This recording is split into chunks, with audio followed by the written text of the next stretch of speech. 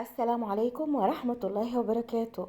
لكل متابعيني وحبايبي، يا رب تكونوا بخير. فيديو جديد ووصفة جديدة. والنهاردة هنعمل أحلى طبق كفتة ممكن تاكلوه. طبق كفتة كده طعمه حلو قوي قوي. طبق كفتة طعمه خطير. كلنا بنعشق الكفتة، وليها أكتر من طعم وأكتر من ريحة وليها أكتر من طريقة. لكن النهاردة الطريقة بتاعتنا سهلة قوي قوي وحلوة قوي قوي، وكمان طعمها خطير. بس قبل ما نبدأ الفيديو بتاعنا، أنا عزة مصطفى، ويشرفني ويسعدني إنكم تشتركوا في القناة وتفعلوا الجرس، وكمان تحطوا لايك للفيديو علشان يوصل لكم كل جديد. يلا نشوف عملنا العظمة دي ازاي، وازاي طعمها حلو قوي وشكلها كمان جميل جدا. كلنا بنعشق الكفتة، كبار وصغيرين بنحبها قوي قوي. طبعا من اهم الاطباق اللي ممكن تقدميها على سفرتك.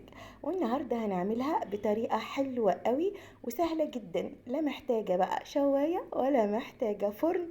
هنعملها في الحلة، بس هتكون خطيرة. هنبدأ كده على طول الفيديو بتاعنا. معايا هنا نص كيلو من اللحمة المفرومة، واللي فيها جزء من الدهون، نسبة مش كبيرة من الدهون. هنحط عليها بصلتين مفرومين ناعم بالشكل ده. وطبعا البصل مفروم ناعم جدا.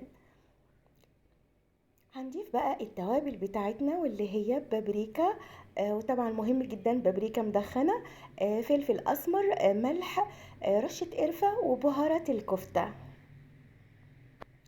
هنضيف كل التوابل مع البصلتين المفرومين ناعم على نص كيلو اللحمة، وهي دي كل الحاجات اللي احنا هنحطها في الكفتة. هنعجن الكفتة كويس جدا جدا. طبعا مهم جدا الخطوة دي، ان الكفتة تتعجن كويس قوي، وتبقى انسجة الكفتة كده بتطلع في ايدك علشان تبقى متماسكة ومش بتفك، وتدي نتيجة حلوة قوي.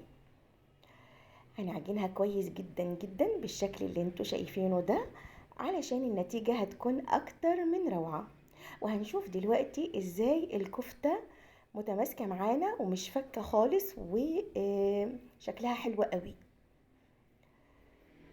بعد ما عجننا الكفتة كويس جدا جدا، هنبدأ هنا نجهز الحلة بتاعتنا اللي هنسوي فيها الكفتة.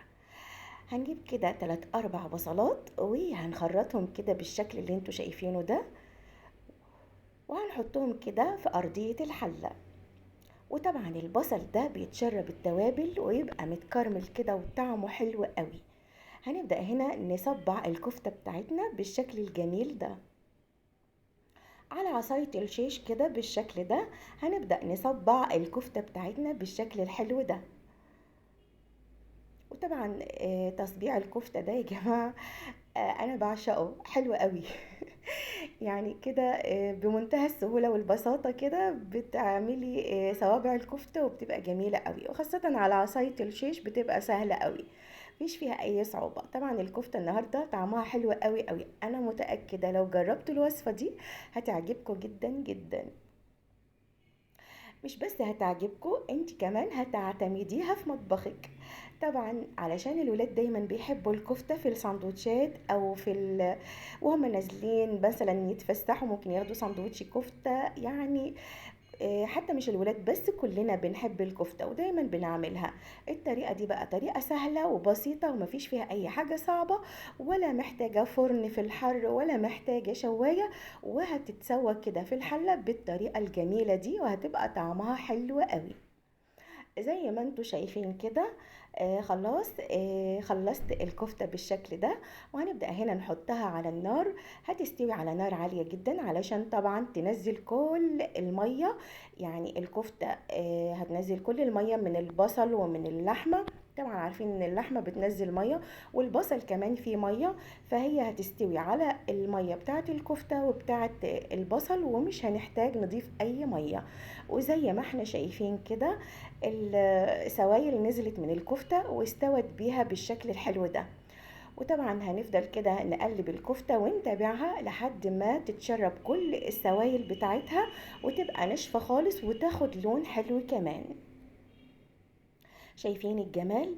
طبعا الكفتة معايا متماسكة مش بتفك خالص، مع ان احنا حطينا البصل بالمية بتاعته، مش صفينا البصل ولا اي حاجة خالص. لكن الكفتة بالشكل الحلو ده مش بتفك خالص وشكلها حلو قوي. سوينا الكفتة كده في الحلة ومحتاجناش لفرن ولا شواية ولا محتاجين لأي حاجة صعبة. طبق الكفتة ما خدش معانا 10 دقايق بالظبط، وكان في منتهى الروعة. كده خلاص الكفتة استوت كويس قوي واتشربت كل السوائل، وهنبدأ دلوقتي نحط الفحمة بتاعتنا علشان نديها طعم الشوي الجميل بريحة الفحم. طبعا الخطوة دي مهمة جدا وانا بحبها قوي. بحب طعم الكفتة كده متشرب بريحة الشوي والفحم، علشان تبقى طعمها فعلا كأنها بالظبط جاية من بره، وبتبقى طعمها فعلا خطير. شايفين الدخان؟ دخان الفحم ده مهم جدا عشان يدينا طعم الشوي الخطير. هنبدأ هنا بقى نغرف الطبق بتاعنا. الله الله، حاجة كده حلوة جدا. شايفين الجمال؟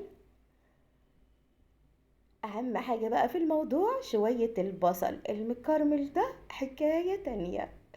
شوية بصل كده يتاكلوا كده على بعضيهم بمنتهى اللذاذة والجمال. ايه طبعا ممكن تاكلي بعيش، ممكن تاكلي برز، زي ما انت عايزة.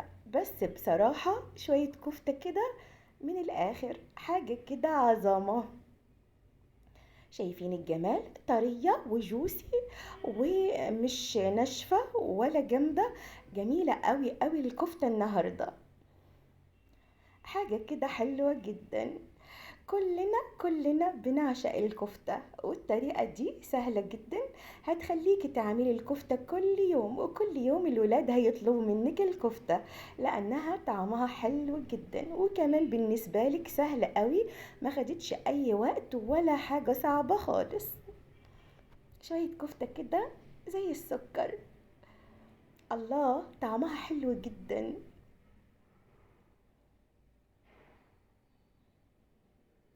شايفين الجمال؟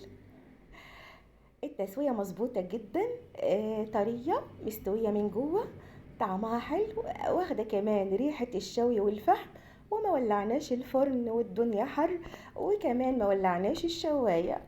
حاجة كده جميلة وسهلة وبسيطة، تتعمل في 10 دقايق بس.